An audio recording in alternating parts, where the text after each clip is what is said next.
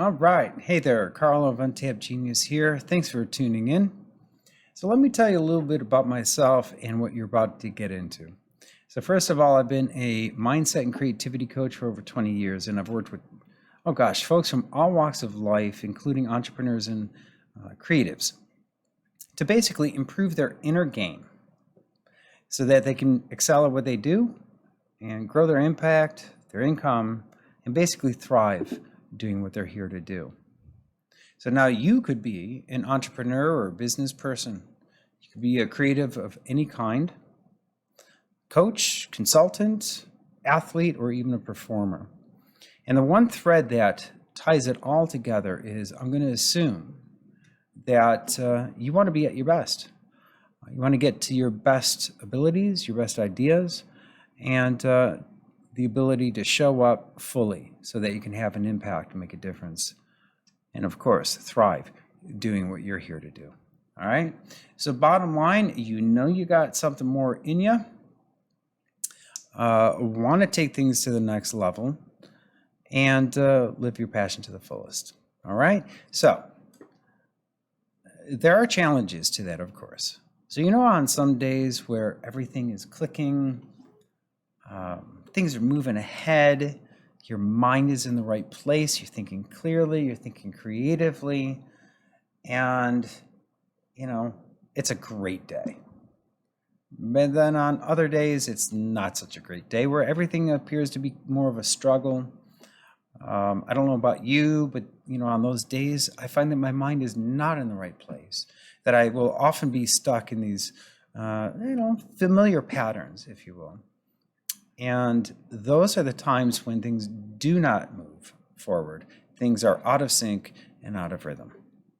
Can you relate? All right, so there's a big difference between those types of days. And I have found that the key, as I just mentioned, is the ability to put my mind in the right place, no matter what's going on. And that's, of course, the challenging part. So bottom line, your mindset is everything.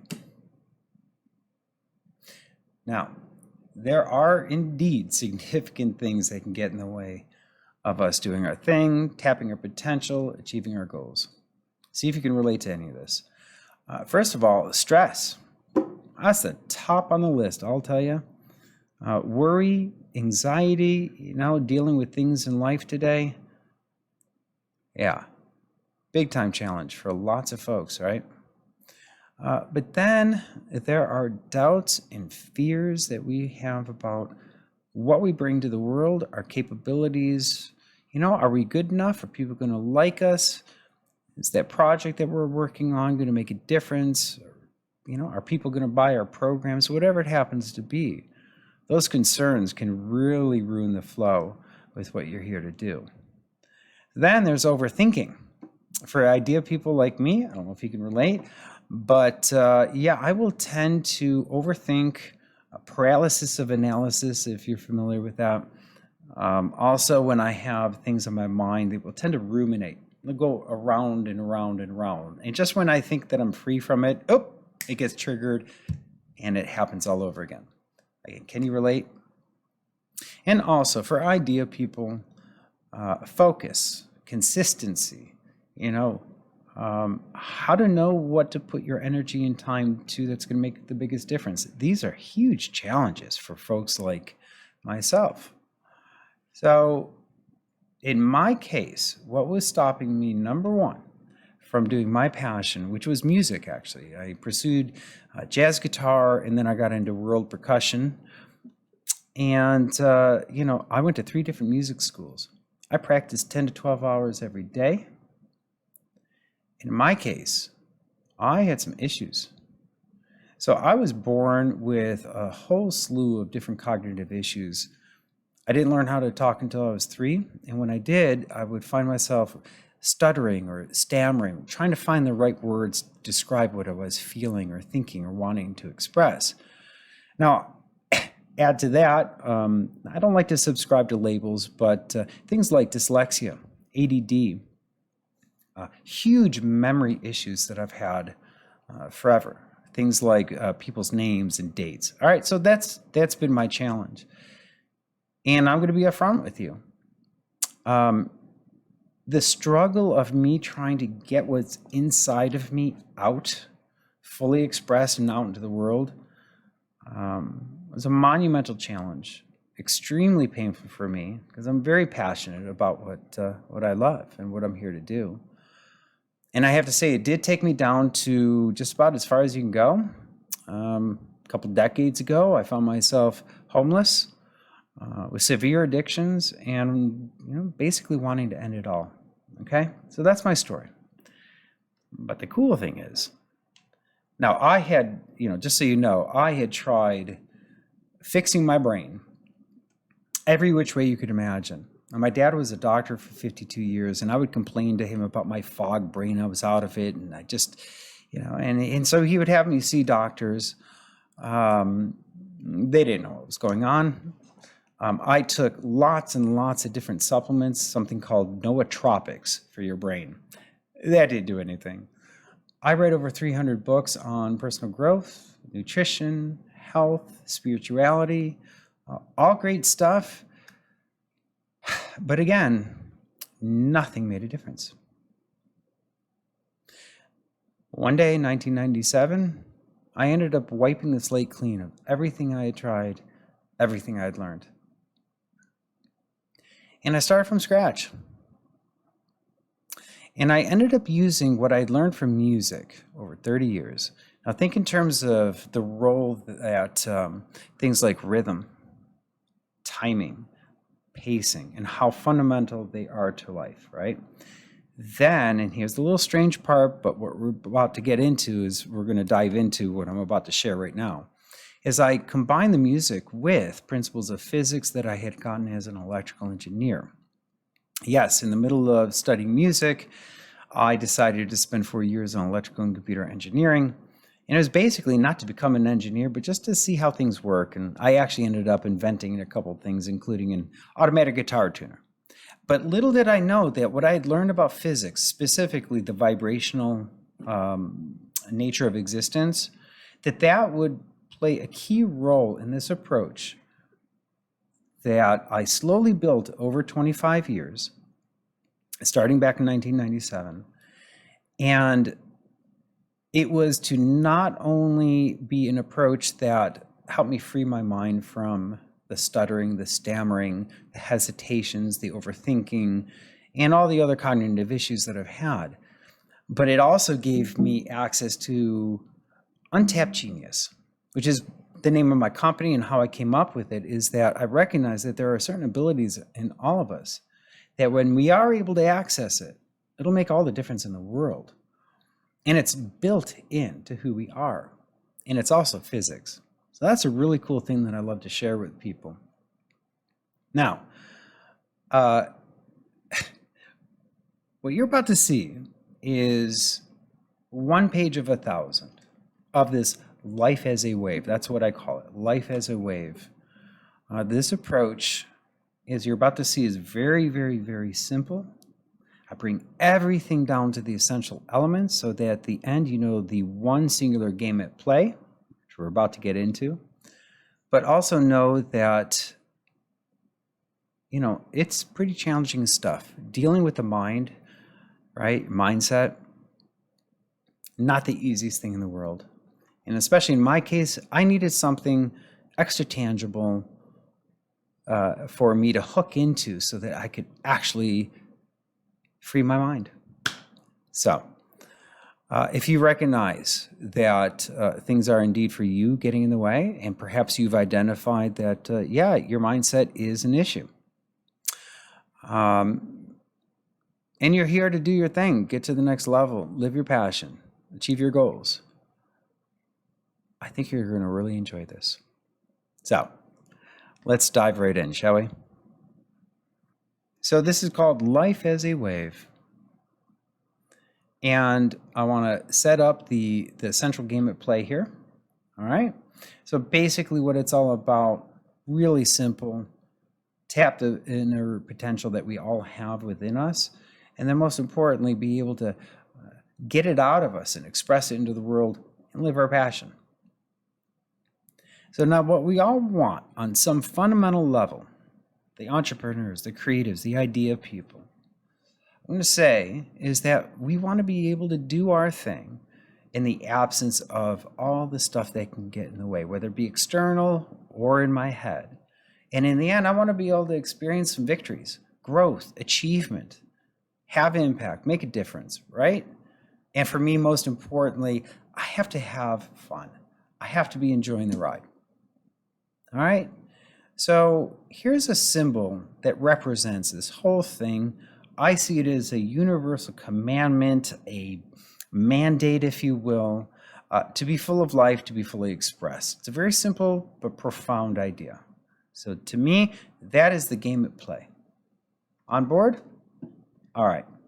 Now let's take a look at the other side of things for a little bit. Yes, we've got that endless to-do list. We have all the challenges of living life, dealing with the unexpected, the crises, all the different responsibilities that we have to follow through on a daily basis, right? The game of life is one of the most challenging things you could ever imagine, right? But then there is what my mind does with it. And it'll take a look at all the different things in our lives and it will judge it and label it. And in essence, it will then create stress and the worry and the doubts and the fears that can plague even the best of us. Yeah. So I want to get into the source of all that. Now, I like to call it the slippery mind. And I'll tell you why. First of all, the slippery mind is one part of the mind whose only job is to keep us safe. It does not care about what you know, does not care about your personal development, does not care about your awareness, does not care about your dreams, goals, intentions, none of it. It operates on a completely different channel. So it's very, very powerful, but not very smart, it turns out. The important thing here is to know that the slippery mind is trying to protect us, and therefore it creates assumptions, judgments, labels, explanations for why things are the way they are, et cetera, et cetera. So all the past conditioning, all the different decisions that you've made about things, including yourself, what you're capable of, who you are, right? All of that is generated by the slippery mind. Now, I don't want to overwhelm you, but I do want to drill a very important point home. So here's a graphic of reality versus what we see as real. So on the left-hand side, objective reality, and there's you and me on the other side. And in between are all these filters or lenses. And if you take a look at the upper left portion, you'll see the external things. You know what we were taught from our parents, our friends, from society, from what we're told in the media, right? And then if you look in the middle category, you'll see physical filters, illusions. There are perceptual illusions and many others. Then there are the interpretations of our language. It's highly symbolic. You can say one thing, it'll mean 10 different things to other people, right? And then we've got the internal filters. You've got all sorts of different things. Something I call a judgment model, which is the assumption that there's good, bad, right, wrong, and I have to do something and I should have to do something. That is a particular model or a filter, right? Then, supposedly, there are almost 100 different cognitive biases that are influencing our thinking in every moment. Right? Confirmation bias. We like to get more evidence of what we already believe to be true, for example. And then, of course, there's projecting, and then our past experiences, a whole bunch of other stuff. And these are all within the slippery mind. And one more point about the slippery mind. And this is huge. So you know how you're dreaming at night? Now, you might know logically of dreaming. But that doesn't matter, because when you're dreaming, it's real. Unless you're a lucid dreamer, but that's a different topic. But for most of us, when we're dreaming, that is reality. That's all there is. Until you change your state. You wake up, and then you realize, oh, that was only a dream.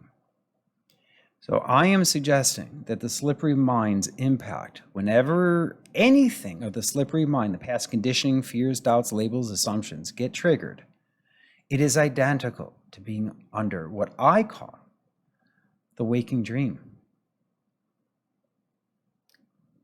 So when anything gets triggered, we temporarily forget everything that we know, and like tuning into a particular station, that's all the music we're going to hear. Does that make sense? And again, this is slippery, tricky stuff, and we can be highly intelligent, very aware. We've worked on ourselves for years, and yet we want to recognize that the slippery mind overrides that every once in a while. Does this make sense? So let's change the topic now. I want to talk about the good stuff, what I like to call the untapped genius that's built in to who we are, in our minds, in our bodies, and in life itself, actually. Now, there are all sorts of different approaches when it comes to the mind. There's great therapy. There's different personal growth topics out there. And it's all great stuff. I really mean that. Really good stuff. But as I mentioned before, it really didn't help me liberate myself from my mind. So I want to propose a simpler way of looking at the mind by asking you first a question. Let me ask you, when you have a positive thought, what happens to your energy? You have a positive thought, you're looking forward to something, you have a positive memory about something that just happened, whatever it happens to be, what happens to your energy? And everybody I ask, they know. The energy goes up, right? But now, there's a whole ton of other things that happen at the same time, second by second, as my thoughts change in my mind. So when I get into the right place, I notice, and again, with my ADD and fog brain and stuff, those moments when I can think clearly and I have access to those better thoughts and ideas, more creative thoughts, yeah, that's of huge value to me. So I note that. Also, I am more creative when I am in that place. I can absolutely perform better no matter what it is. And almost most importantly, those are the moments that I can take in the beauty that life has to offer in any moment if I can tune into it. So there you go. That's what I refer to your state of mind. And I say that is the central game of play, your state of mind. So now I want to bring in some of my electrical engineering experience and the physics that I learned. And I want to briefly show you how a radio works, and then I'm going to relate it to how the mind works, because in many ways they are one and the same. So here we have a radio. Now let's say we have a particular station that we want to tune into, let's say 102.5. And there's music on that wave going through the air.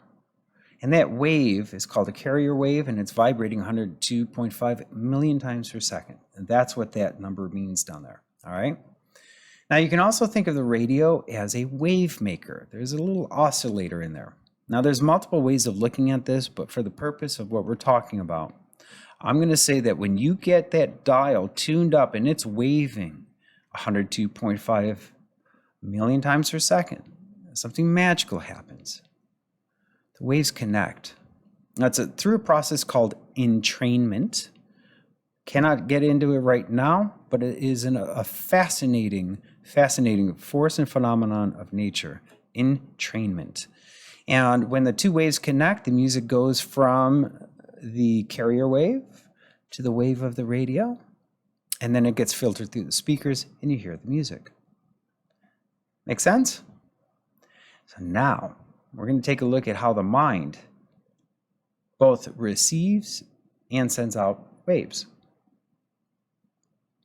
And you'll see the radio dial on the right-hand side vertically, and you'll see slow waves down below, and you'll see fast waves above.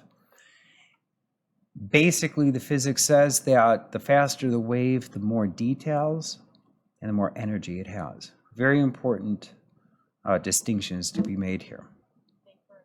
So now, if we take a look at my state of mind and I've been worried about stuff or whatever, what I put out, I get back. Whatever I'm putting out, that's what's going to determine what channel I turn into. And here we're turning into the muck channel where the slippery mind and all its creations exist. The fears, the doubts, the past, the upsets, all of it. In contrast, if we take a look at the state of mind in a higher state, physics says that we will then tune into what I call the clear channel, the high definition channel, where all the things that we want to experience, the more energy, the clarity of thought, the creativity, being able to express ourselves, being fully alive, that's the channel that exists. Now, there are many, many channels here, all right? This is one page of 1,000, but you're going to get a big picture view here of the game at play. And what is that? It is going from a lower state to a higher state. Simple. Not easy. Not easy. Why? Because of the slippery mind, right? And so a key distinction here is that we do not want to force the mind into compliance. We don't want to manage it. We don't want to wage war on it.